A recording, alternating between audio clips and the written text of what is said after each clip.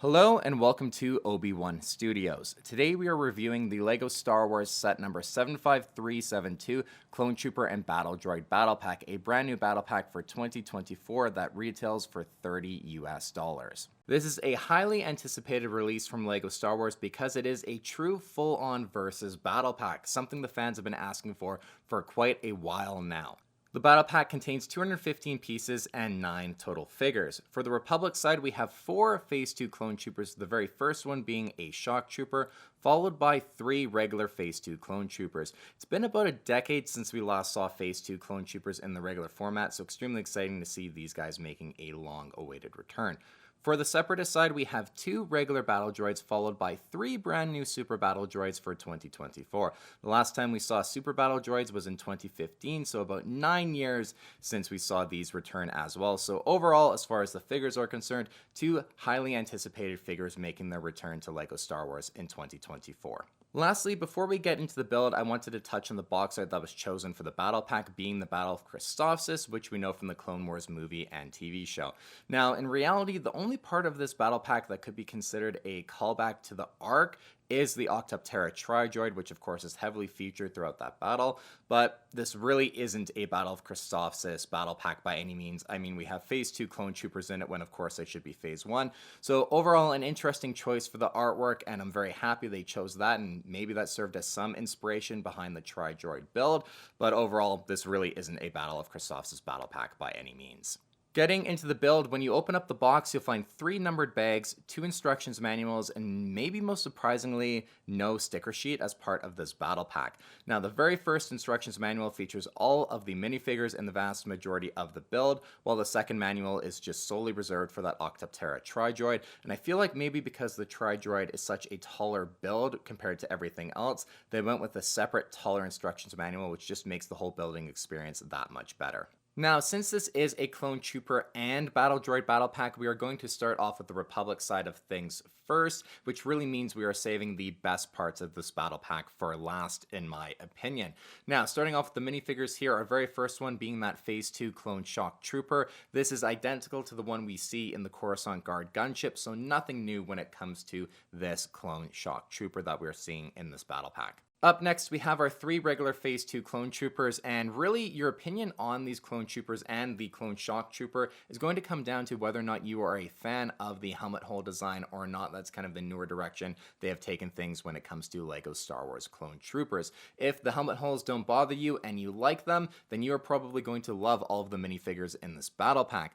And if you're someone like me, however, who isn't a fan of the additional warts and the design of these helmets, these Clone Troopers are really not going to be as exciting as they really could have been, which is a bit of a letdown in my opinion, I must say, when it comes to this battle pack. The whole helmet hole debate aside, I think these Clone Troopers look just fine. Their bodies are actually identical to the ones that came with the Phase 1 Clone Troopers in the Clone Trooper minifigure and command station pack. So really the only thing new we are seeing here for these Phase 2 regular Clone Troopers is the helmets for this battle pack. Our very first build for the Clone Troopers is this small turret. It features a stud shooter on top and 2 additional clips that you can place weapons on for play features. Overall, just a small build, nothing really that crazy for this first one. Moving on next to the speeder bike, and man, this build is just very disappointing to me. I mean, just look at it. It looks like something a mock designer would have made maybe a decade ago.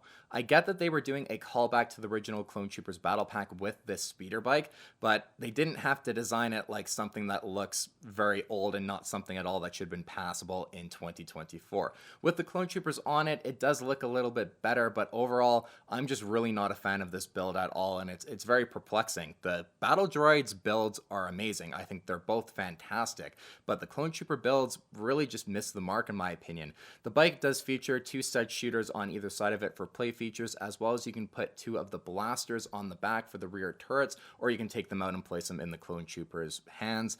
Overall, I'm just not a big fan of this speeder bike build at all. It's just weird. As far as additional accessories for the Clone Troopers, the Clone Shock Trooper does come with a pair of binoculars, which is yet another nice callback to that original Clone Troopers battle pack.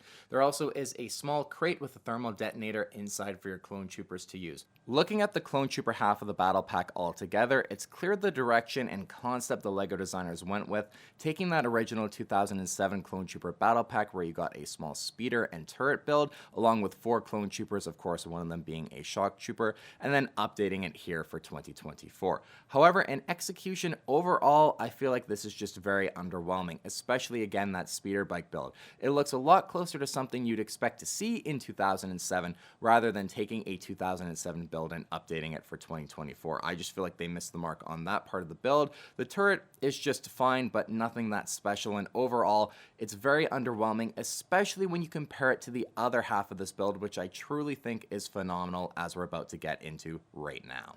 Alright, now we are going to get into the separatist half of the battle pack, and we're starting off with our B1 battle droids. What's really nice about this battle pack is it gives you 2 extra arms to use with your battle droids, one angled and one straight. This is because one of the battle droids with the clip on the back for his weapon is supposed to be used with the staff. However, if you want to have 2 regular battle droids with the angled arms, you get an extra one that you can use, or you can just swap them so each battle droid has one straight and one angled, but it gives you the additional arms as well, just so you have endless possibilities, which I really think is a nice touch, and them certainly going the extra mile for the details and just overall playability with the battle pack. Up next, we have our 3 super battle droids, which are brand new for 2024, and they are what I think is the best part really of this battle pack. The fact that the last battle droids we got were from 2015, and we get this amazingly updated version of them that's just really refined, I think, in almost every single way, is just absolutely brilliant. I really appreciate how they did not go too crazy and completely redesign the Super Battle Droid figures. They just refined everything and added in lots of little extra details, like the little light on the left chest plate there, which is a super nice touch. On my YouTube channel, I am going to be doing a video comparing the brand new Super Battle Droids with the last version of Battle Droids that we got from 2015, so make sure you're subscribed to my YouTube channel and check out that review when it comes out, because there are some really nice touches they did when you compare the figures side by side. The last thing that I will say when it comes to these new Super Battle Droids is that all of the connections are definitely a bit tougher than you would expect for a refined version of the Super Battle Droids. Of course, the original versions have an issue of the actual molds breaking and chipping at the connection points. These ones, obviously, it's too early to tell, but the fact that when I first got this battle pack and built these battle droids, I wasn't expecting to have to actually force the arms and the legs onto the figure as much as I had to, so that's perhaps cause for concern down the road, but let's just hope that with the refinement in 2024, that is no longer going to be an issue with these battle droids going forward. Alright, moving on to our first build for the battle droids, and we have our staff and its beautiful Clone Wars blue and gray color scheme. I always appreciate when LEGO designs droid vehicles in the blue and gray color scheme that we know from the Clone Wars, because it just goes with so many more sets instead of limiting yourself with the Phantom Menace color schemes, which of course only goes with sets kind of from that movie. It just looks overall cleaner and keeps everything a lot more concise. This staff is absolutely beautiful. I think maybe it could have used a little bit more sticker detailing on the top or the front of the vehicle, but overall a very nicely designed staff that just looks great. And finally, we move on to the last part of the battle pack here, that Octoptera Tri-Droid build. I think LEGO did a really great job overall capturing the vibe of the in-universe Tri-Droid here in the Clone Wars colorway as well. I also have to give LEGO props because I think this is just overall a more refined version of the Tri-Droid compared to the one that we got in the Utapau Troopers battle pack. This one just looks that much better and I think is a really well designed version of the Tri-Droid.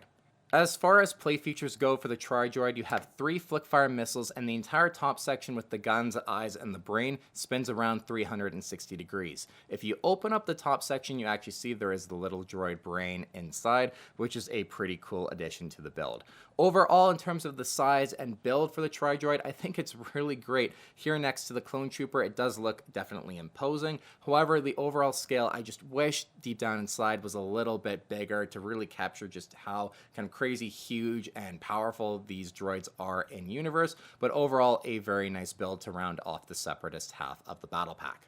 In conclusion, I think this battle pack is rather frustrating when you try and understand LEGO's execution in what was a really great concept, essentially taking a Battle Droids battle pack and a Clone Trooper battle pack, merging them together in one great versus battle pack with enough opposition on either side. A truly really great army builder concept, but again in execution, I just don't think they nailed it. If you take the Battle Droid half of it and made it into a smaller battle pack with just these builds and these figures at a smaller price point, it would be near perfect. You would have a very hard time finding faults in it. The Tri-Droid build is more refined and updated. It's fantastic. You have a great staff build. The B1 battle droids in it have additional arms, so you can really use them in any way you want. Not to mention 3 super battle droids that also are just more refined and updated. I mean, that half was perfectly executed in my opinion.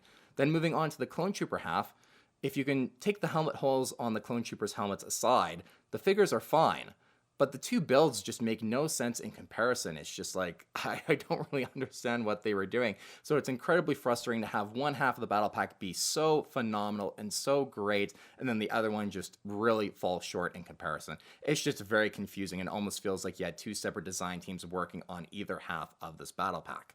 With that all said, I certainly still think this battle pack is worth picking up a few of, if only for that separatist half of it alone. You grab a couple of these battle packs and you get a few really great Tri-Droid and staff builds, and then you get a bunch of these really awesome brand new super battle droids, and hopefully we see these super battle droids appear in more sets this year, next year, and for a few years to come. Now, what I really think will be the ultimate determining factor in how many of these battle packs you pick up is just really down to your opinion on the Clone Troopers helmet holes. Whether you like them, are more neutral towards them, or you really don't like them like me, that'll ultimately decide on how many of these battle packs you probably end up buying, as it's not really a great army builder if you don't like the helmet holes.